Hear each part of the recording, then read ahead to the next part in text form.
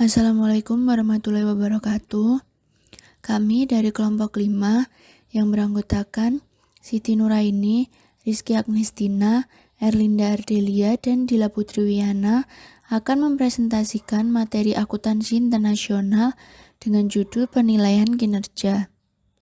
Ukuran kinerja keuangan. Ukuran kinerja keuangan yang digunakan secara luas oleh perusahaan-perusahaan multinasional antara lain yang pertama, return on investment yang membandingkan laba perusahaan terhadap suatu basis tertentu. Kemudian yang kedua ada kinerja yang dianggarkan yang membandingkan antara hasil operasi aktual terhadap hasil operasi yang dianggarkan. Studi-studi yang telah dilakukan menemukan bahwa ROI merupakan satu-satunya ukuran kinerja yang digunakan oleh perusahaan-perusahaan multinasional Amerika Serikat dalam menilai kinerja anak-anak perusahaan mereka di luar negeri. Tetapi, dalam sebuah artikel di Harvard Business Review, Robin dan Stoppaugh menunjukkan keunggulan anggaran dibandingkan ROI dalam manfaatnya untuk mengevaluasi kinerja manajerial. Di dalam praktik juga terdapat indikasi bahwa MNC Amerika Serikat maupun MNC non-Amerika Serikat lebih mengutamakan pembandingan laba aktual terhadap laba yang dianggarkan dalam menilai kinerja anak-anak perusahaan mereka di luar negeri daripada dengan menggunakan ROI. Menurut Choi dan Muller, ini bukan berarti bahwa untuk setiap kondisi akan lebih baik digunakan anggaran daripada ROI. ROI mungkin lebih sesuai untuk mengukur kinerja unit dalam hubungannya dengan keputusan-keputusan alokasi sumber daya global. Sedangkan pembandingan aktual terhadap anggaran nampaknya lebih bermanfaat guna evaluasi manajerial dan operasi. Ukuran kinerja berdasarkan anggaran. Sebagian besar perusahaan menggunakan anggaran sebagai alat dalam sistem pengendalian mereka. Anggaran disusun untuk secara formal menyatakan kegiatan-kegiatan yang akan dilaksanakan dan hasil-hasil yang akan dicapai dalam satu periode tertentu di masa mendatang, biasanya 1 tahun. Terhadap anggaran inilah, kegiatan dan pencapaian aktual akan diperbandingkan dalam rangka evaluasi kinerja manajerial dan evaluasi kinerja unit bisnis. Dengan demikian, penyusunan anggaran merupakan tahap yang penting untuk terbentuknya suatu sistem pengendalian yang efektif dalam upaya perusahaan untuk mencapai tujuan yang telah ditetapkan. Karena semakin banyak perusahaan yang terlibat dalam bisnis global, penting bagi manajer untuk memonitor dan memperbaiki teknik-teknik penganggaran dan evaluasi kinerja mereka untuk meyakinkan bahwa penganggaran dan evaluasi tersebut benar-benar relevan untuk operasi mereka di luar negeri, seperti halnya di dalam negeri. MNC perlu menetapkan satu set ukuran kinerja keuangan dan non-keuangan untuk mendapatkan gambaran yang akurat mengenai kinerja para manajer dan anak-anak perusahaan di berbagai belahan dunia. Penganggaran dan evaluasi kinerja secara kritis dihubungkan dalam hal bahwa anggaran menentukan kriteria-kriteria di mana unit-unit operasi dalam sebuah perusahaan akan dievaluasi pada akhir periode anggaran. Jika anggaran yang digunakan untuk memotivasi karyawan dan untuk membantu menciptakan keselarasan tujuan antara karyawan dan organisasi, maka anggaran harus menetapkan kriteria yang tepat dan target yang layak untuk dicapai karyawan. Ukuran kinerja berdasar ROI. Isu-isu tambahan yang muncul khususnya untuk ROI antara lain, yang pertama ada identifikasi komponen-komponen ROI dan yang kedua ada pengukuran akuntansi ROI.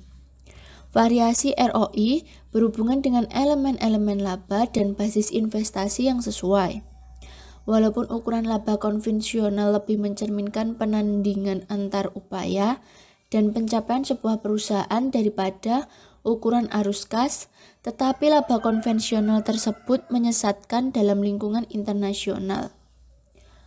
Laba bersih yang diperbolehkan mungkin mengandung atau memperhitungkan biaya-biaya yang merupakan alokasi korporasi atau harga transfer yang berada di luar kendali manajer unit yang bersangkutan.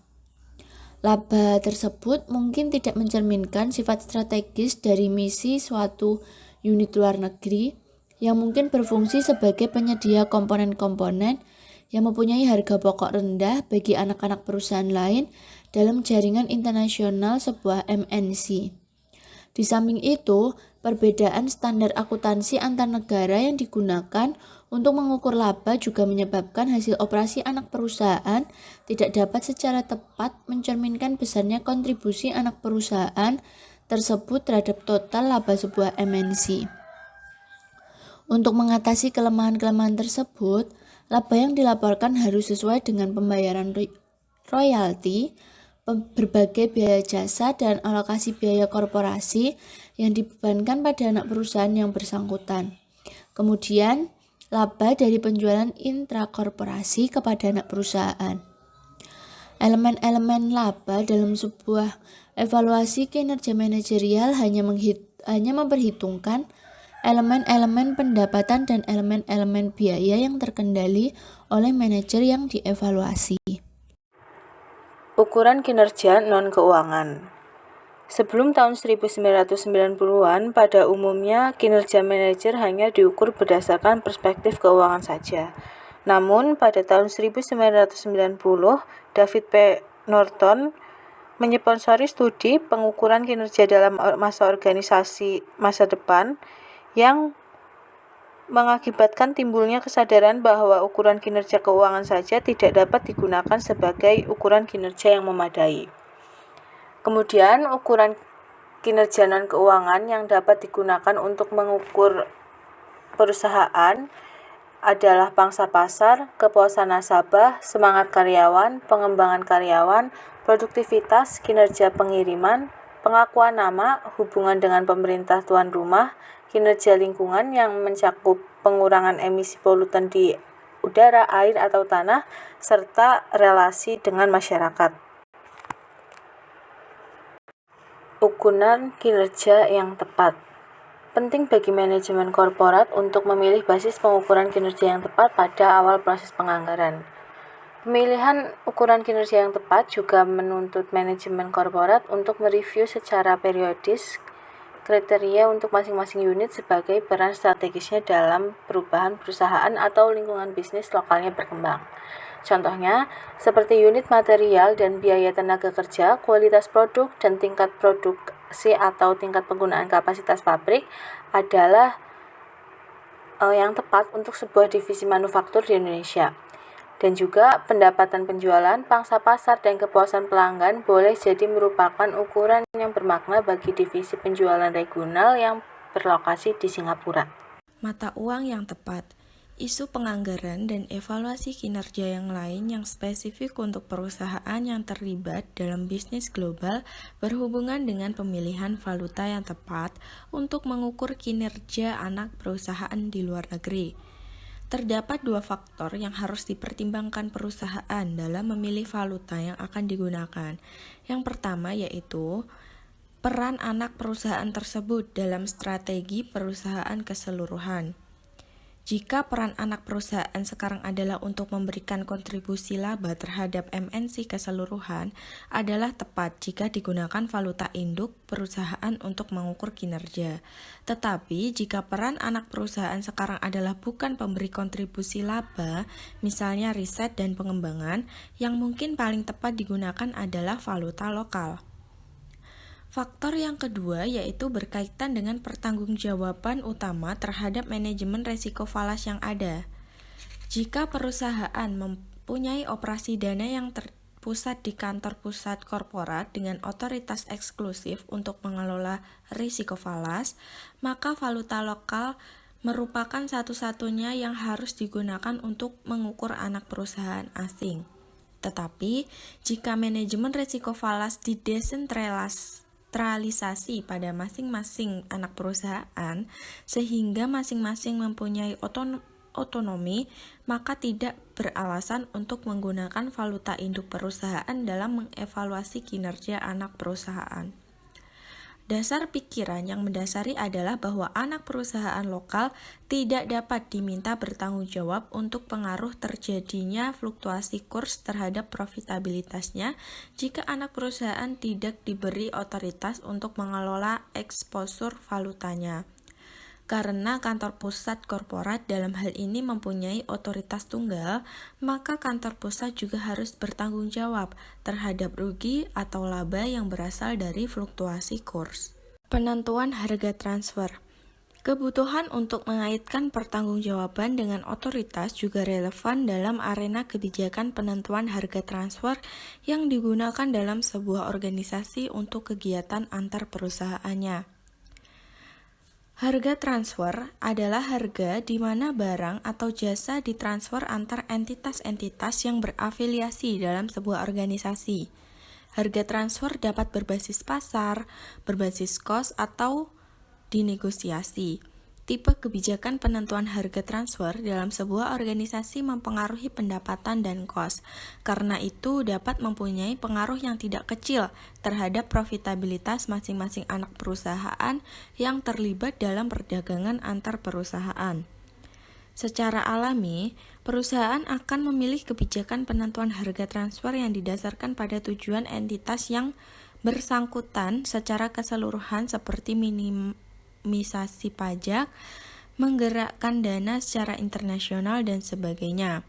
Tetapi dalam mendesain sistem evaluasi kinerja, MNC perlu untuk mempertimbangkan tipe-tipe kebijakan penentuan harga transfer untuk masing-masing anak perusahaan. Kinerja anak perusahaan mungkin tidak dapat dibandingkan jika masing-masing menggunakan kebijakan penentuan harga transfer yang berbeda-beda. Pertimbangan lain. Terdapat sejumlah faktor lain yang harus dipertimbangkan dalam menentukan sistem evaluasi kinerja yang bermakna bagi anak-anak perusahaan yang beralokasi di negara-negara yang berbeda.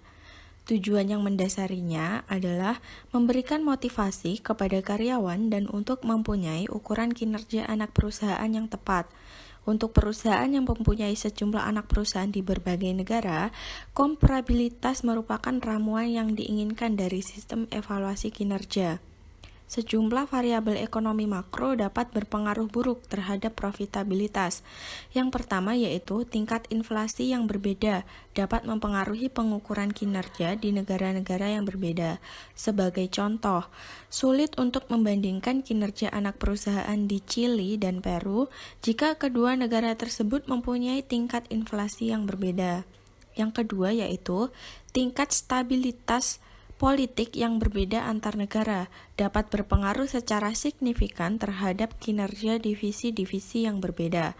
Iklim ekonomi di sebuah negara yang mengalami pergolakan politik mungkin terpuruk, sehingga berpengaruh buruk terhadap anak perusahaan di negara tersebut.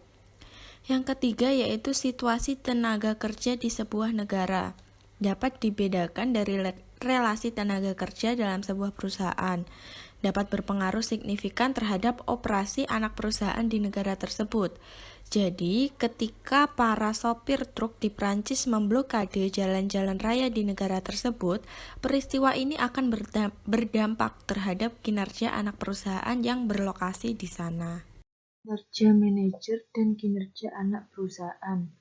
Perbedaan kondisi-kondisi politik, ekonomi, dan bisnis antar negara dan bahkan dalam sebuah negara pada titik waktu yang berbeda menuntut bahwa perusahaan harus fleksibel dan memberi perhatian terhadap variabel-variabel khas perusahaan dalam mendesain sistem evaluasi kinerja.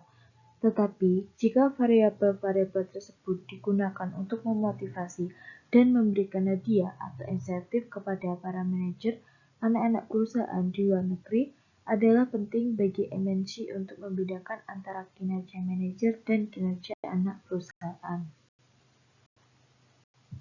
Bukti komparatif tentang sistem penilaian kinerja.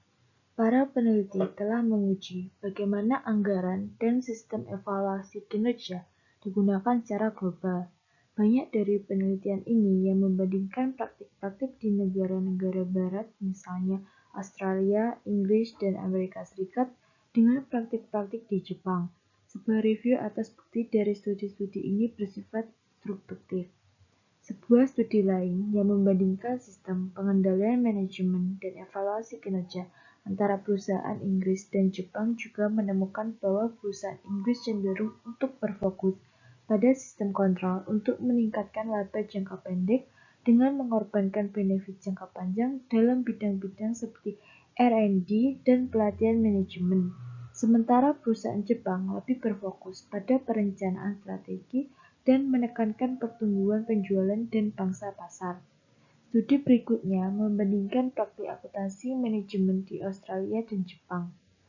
Temuannya yang utama adalah bahwa praktik-praktik akuntansi manajemen pada perusahaan-perusahaan Australia menekankan alat-alat kontrol kos pada tahap manufacturing, sementara perusahaan-perusahaan Jepang jauh lebih memperhatikan alat-alat perencanaan kos dan reduksi kos pada tahap desain produk.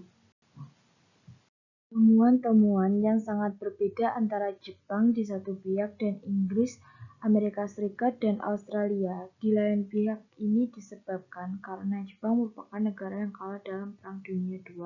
Sebagai negara yang kalah perang, Jepang ini lebih mengalami kesulitan dalam memasuki pasar dunia dibanding negara-negara pemenang perang seperti Inggris, Amerika Serikat, dan Australia.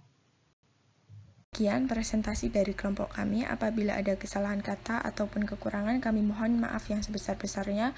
Wassalamualaikum warahmatullahi wabarakatuh.